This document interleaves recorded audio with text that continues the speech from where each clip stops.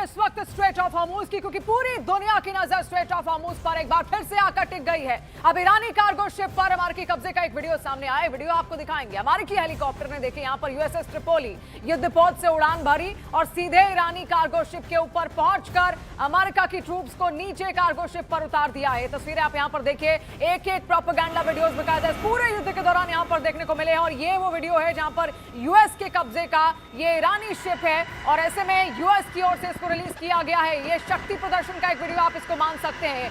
America अपनी शक्ति यहां पर दिखा रहा है स्ट्रेट ऑफ हॉर्मुज में कि किस तरीके से उसने ईरान के इस वॉरशिप को यहां पर कब्जा किया। अभी देखिए ये वीडियो उस समय रिलीज किया गया है जब बाकायदा ईरान ने सीधे सीधे अमेरिका को कहा कि आपको हमारे शिप को रिलीज करना होगा, लेकिन इसके बाद भी कोई जानकारी इसको लेकर कोई डिटेल अब तक अमेरिका की ओर से सामने ही नहीं आई। बाकायदा वीडियो यहां पर रिलीज किया गया है न्यूज़ 18 इंडिया पर। ये एक्सक्लूसिव वीडियो हम आपको दिखा रहे हैं। ईरानी शिप पर कब्जे का ये वीडियो है जो कि अमेरिका की ओर से रिलीज किया गया है और यूएसएस ट्रिपोली का इस्तेमाल किया गया था। देखिए इस युद्धपोत को घेरने के लिए बाकायदा यहां पर, और ऐसे में ये बहुत बड़ा संदेश ईरान के लिए है।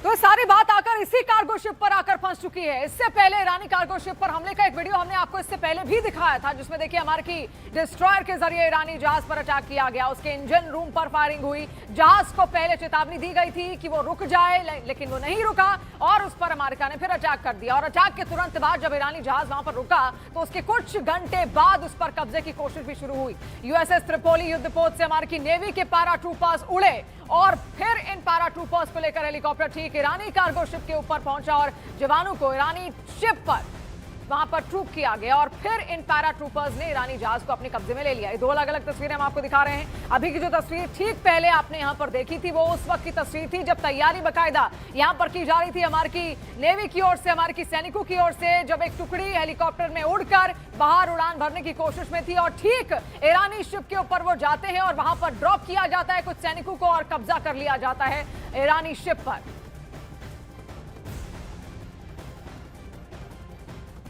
तो आप देखिए कि एक पल पल की अपडेट लगातार न्यूज़ 18 इंडिया आप तक पहुंचा रहा है कि स्ट्रेट ऑफ हॉर्मुज में हालात कब आखिर ठीक होंगे। हॉर्मुज में ये जो नई घटना हुई है इससे टेंशन तो बहुत ज्यादा बढ़ी गई है। ईरान और अमेरिका समंदर में एक दूसरे के आमने सामने भी आ गए हैं। पूरी घटना सिलसिलेवार तरीके से भी आपको यहां पर दिखाते हैं कि हुआ क्या था। तो पहले हुआ ये कि एक कार्गो शिप जो वो हॉर्मुज को पार करने की कोशिश में था, अमेरिकी नाकेबंदी के बीच ये सब कुछ हुआ। इस जहाज पर तोस्का नाम लिखा हुआ था और इस पर ईरानी झंडा लगा हुआ था। अमेरिकी नेवी ने इस जहाज को रोकने की चेतावनी दी, आगाह किया गया कि वहीं पर ठहर जाओ, लेकिन अमेरिकी नेवी की ओर से जारी चेतावनी के बावजूद जहाज वहां से टस से मस नहीं हुआ और वो आगे बढ़ता चला गया। इसके बाद अमेरिकी नाकेबंदी में मौजूद यूएस डिस्ट्रॉयर ने ईरानी जहाज पर फायरिंग कर दी। फिर डिस्ट्रॉयर के जरिए गाइडेड मिसाइल से जहाज के इंजन रूम पर अटैक किया गया। इसके बाद उसको निष्क्रिय कर दिया गया। इसके बाद कार्गो शिप ने अमेरिका के आगे सरेंडर कर दिया और फिलहाल ये जहाज अमेरिका के ही कब्जे में है। और यही टेंशन की बड़ी वजह है क्योंकि ईरान कह रहा है कि इस शिप को किसी भी तरीके से रिलीज करो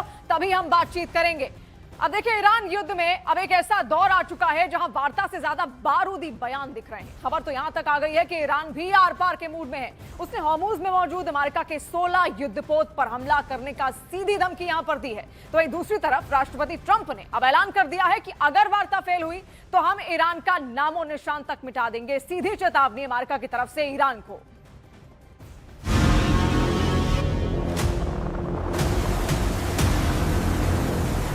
हॉर्मुज में घिरा अमेरिका का 5वां बेड़ा, व्हाइट हाउस में आपातकाल मीटिंग।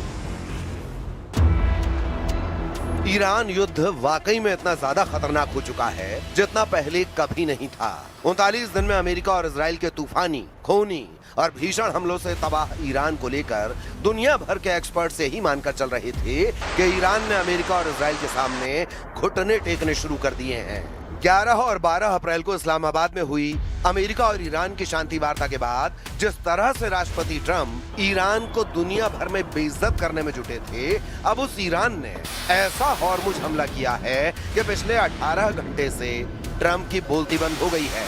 हालात यह है कि स्ट्रेट ऑफ हॉर्मुज में ईरान को घेरने के लिए अमेरिका के 5वें बेड़े के जिन 16 युद्धपोतों को लगाया हुआ था वो पूरी तरह से ईरान के टारगेट पर आ चुके हैं। खबर तो यहां तक है कि अमेरिका के खुफिया विभाग ने यह दावा किया है कि लगभग 40 दिन के हमलों के बावजूद ईरान के 60% मिसाइल लॉन्चर अभी भी बचे हुए हैं, जिसके दम पर ईरान एक बार फिर से अमेरिका और इजरायली अड्डों पर हमला करने जा रहा है।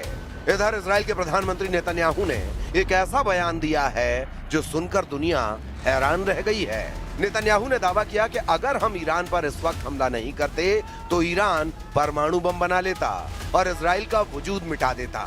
नेतन्याहू ने यह बताने की कोशिश की है कि ईरान बहुत ही खतरनाक तैयारी कर रहा था, इसीलिए उस पर हमला हुआ है। फिलहाल ईरान ने साफ कहा है कि हम होर्मुज और ईरान के परमाणु मुद्दों को लेकर अमेरिका से तब तक जंग कर सकते हैं जब तक कि हम अपने दुश्मनों को कड़वी हार नहीं दे देते। ईरान का होर्मुज हमला शुरू, घिर गया अमेरिका का 5वां बेड़ा। ताजा रिपोर्ट्स के अनुसार ईरान की रिवॉल्यूशनरी गार्ड्स यानी IRGC ने होर्मुज को फिर से पूरी तरह कंट्रोल में कर लिया है। ईरान ने धमकी देते हुए कहा कि जब तक अमेरिका ईरानी बंदरगाहों की नौसैनिक नाकेबंदी नहीं हटाता तब तक कोई भी जहाज यहां से गुजर नहीं पाएगा। इस वक्त अमेरिकी नौसेना के 5वें बेड़े ने ईरान के खिलाफ समंदर में 3 घेरे बना दिए हैं ताकि ईरान को घुटनों पर लाया जा सके।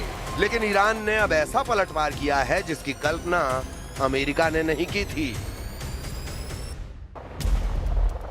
अमेरिकी नौसेना के 5वें बेड़े यानी 5th फ्लीट ने 13 अप्रैल 2026 से ईरान के प्रमुख बंदरगाहों जैसे बंदर अब्बास, चाबहार और बुशहर की जो घेराबंदी शुरू की थी, अमेरिका ने ईरान के तटों को 3 स्तरों में बांटा है ताकि कोई भी ईरानी जहाज बाहर न निकल सके। पहली परत आउटर रिंग, विमान वाहक पोत USS अब्राहम लिंकन और उसके स्ट्राइक ग्रुप के युद्धपोत जो लंबी दूरी की मिसाइलों और विमानों से निगरानी कर रहे हैं। दूसरी परत मिडिल रिंग, अर्ली बर्ग क्लास के गाइडेड मिसाइल डिस्ट्रॉयर्स जो किसी भी संदिग्ध हलचल को रोकने के लिए तैनात हैं। तीसरी परत कोस्टल रिंग, मानव रहित समुद्री ड्रोन और छोटे पेट्रोल वेसल्स जो सीधे ईरान के बंदरगाहों के मुहाने पर नजर रखे हुए हैं। अब ईरान ने घेराबंदी को तोड़ने के लिए अपनी पारंपरिक नौसेना के बजाय असममित रणनीति का इस्तेमाल शुरू कर दिया है। ईरान ने इस अभेद्य घेरे को तोड़ने के लिए हमले के लिए मास्टर स्ट्रोक प्लान बना लिया है। मच्छर बेड़ा, ईरान के पास हजारों की संख्या में छोटी, तेज और फुर्तीली नावें हैं। ये नावें रडार की पकड़ में नहीं आती और चट्टानी गुफाओं में छिपी रहती हैं। ये एक साथ झुंड में हमला करके अमेरिकी युद्धपोतों को उलझाने की ताकत रखती हैं। कामिकेज और मरीन ड्रोन, ईरान ने शाहिद जैसे आत्मघाती ड्रोन और पानी के नीचे चलने वाले मरीन ड्रोन का इस्तेमाल शुरू किया है जो सीधे युद्धपोतों के सबसे कमजोर हिस्से जैसे प्रोपेलर या हल से टकराकर उन्हें नुकसान पहुंचा सकते हैं। क्रूज और बैलिस्टिक मिसाइलें, खुफिया रिपोर्टों ISW के मुताबिक ईरान ने हाल ही में अपने मिसाइल साल्वों में क्रूज मिसाइलों की संख्या बढ़ाई है। हज कासम जैसी मिसाइलें जिनकी रेंज 1400 किलोमीटर है, गहरे समुद्र में खड़े अमेरिकी बेड़े को निशाना बना सकती हैं। स्मार्ट माइंस, ईरान ने हॉर्मुज में ऐसी माइंस बिछाई हैं जो केवल खास तरह के इंजनों की आवाज सुनकर फटती हैं। दावों के मुताबिक अमेरिकी सेंट्रल कमांड यानी सेंटकॉम ने जो 16 युद्धपोत ईरान को घेरने में लगाए वो अब ईरान के टारगेट पर आ चुके हैं और अब इसीलिए सिचुएशन रूम में ट्रंप ने टॉप कमांडर और जनरलों के साथ मीटिंग की है जिसमें ईरान पर बड़े हमले की तैयारी हो रही है। 60% मिसाइल लॉन्चर से हमले को तैयार ईरान। بدون شک اصلا نفذ مذاکره مال این است که خلاصه طرفین به یک تفاهمی برسن، ولی ما در حقیقت اون چیزی که برای ما اصل بوده این بوده که این بی‌اعتمادی همون نکته‌ای که اشاره کردم ما حسن نیت داریم. ईरान की नई धमकियों से साबित हो चुका है कि वो ट्रंप की बेतुकी शर्तों और दबाव के खिलाफ अब जंग को आखिरी विकल्प मानकर चल रहे हैं। इसीलिए अब दावे होने लगे हैं कि 20 अप्रैल को पाकिस्तान के इस्लामाबाद में होने वाली अमेरिका ईरान की मीटिंग कैंसिल हो चुकी है। ये मीटिंग ऐसे वक्त कैंसिल हुई जबकि सीज फायर की डेडलाइन 22 अप्रैल को खत्म हो रही है। अब सवाल उठता है कि ईरान बातचीत के बजाय बारूद से फैसला करने पर उतारू क्यों है। इसके पीछे की सबसे बड़ी वजह यह है कि ईरान के मिसाइल बंकरों और पहाड़ियों पर अभी भी इतने ज्यादा घातक और भारी मात्रा में हथियार मौजूद हैं जो अमेरिका और इजराइल को कड़ी टक्कर दे सकते हैं। खुद अमेरिका के खुफिया विभाग के एक सूत्र के हवाले से अमेरिकी मीडिया CNN ने दावा किया है कि ईरान के पास अभी भी 60% मिसाइल लॉन्चर बचे हैं जो लंबा युद्ध लड़ने के लिए काफी हैं। ईरान ने अमेरिका इजराइल के साथ 2 हफ्तों के युद्ध विराम के दौरान युद्ध के अगले फेज की जमकर तैयारी की है। इन 2 हफ्तों के दौरान ईरानी सेना एक बार फिर से अपनी शक्ति को संभाल रही है। जरा देखिए पूरी खबर। सैन्य एक्सपर्ट्स का मानना है कि ईरान के पास 1 महीने से ज्यादा और लड़ाई करने की क्षमता मौजूद है। हालांकि अधिकारियों का यह भी कहना है कि ईरान के हथियारों के जखीरे का सही आकार अभी भी साफ नहीं है। इंटेलिजेंस के आकलन से उसकी बची हुई क्षमताओं का सिर्फ मोटा मोटा अंदाजा ही मिलता है। न्यूयॉर्क टाइम्स और CNN की एक रिपोर्ट में अमेरिकी सेना और खुफिया अधिकारियों के अनुमानों के मुताबिक ईरान के पास अभी भी अपने हमलावर ड्रोनों का लगभग 40% और मिसाइल लॉन्चर्स का 60% से ज्यादा जखीरा बचा हुआ है, जिसका इस्तेमाल ईरान हॉर्मुज में अमेरिकी युद्धपोतों के खिलाफ कर सकता है। या फिर अगर युद्ध विराम के बाद फिर से तनाव भड़कता है तो इन हथियारों का इस्तेमाल किया जाएगा। डोनाल्ड ट्रंप की धमकियों के बीच ईरान ने चेतावनी दी है, हम पूरी तरह से तैयार हैं।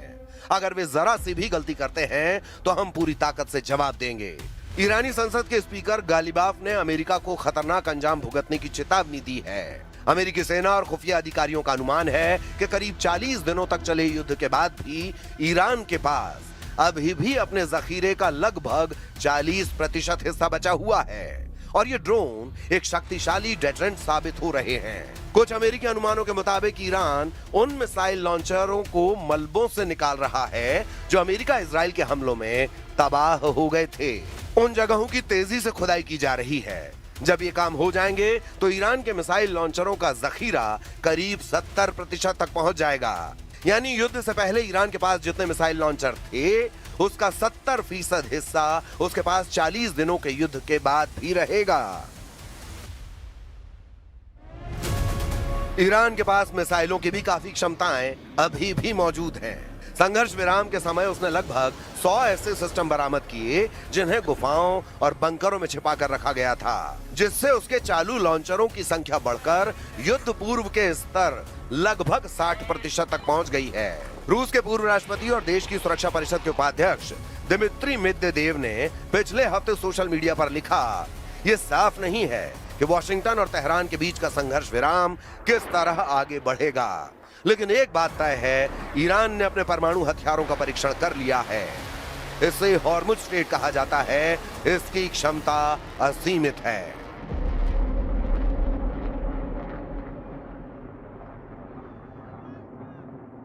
باید اون رویکرد گفتگوی خودشون رو از یک جانبه‌گری و روحیه‌ای که بخوان یه چیزی رو بر ما تحمیل بکنن از این دست بردارن و تجربه کردن که چنین چیزی اتفاق نمیفته. हॉर्मुज में लंबी जंग को तैयार ईरान, चीनी सैटेलाइट निशाना अमेरिकी अड्डे। जब से अमेरिका ने चारों तरफ से हॉर्मुज की नाकेबंदी की है, उसके बाद से ईरान ने रूस और चीन के साथ मिलकर ऐसी जंग की तैयारी कर ली है जो अमेरिका के लिए मौत का भंवर साबित हो सकता है। अमेरिका के साथ जंग में ईरान ने जितना खेला किया है उसमें चीनी सैटेलाइट का एक बहुत बड़ा हाथ सामने आया है। ईरान ने मौजूदा जंग के दौरान पूरे मिडिल ईस्ट में अमेरिका के सैन्य ठिकानों की पोजीशन को ट्रैक करने के लिए चीन के बने एक सैटेलाइट का इस्तेमाल किया है और इसे उसने पिछले साल चुपके से हासिल किया था।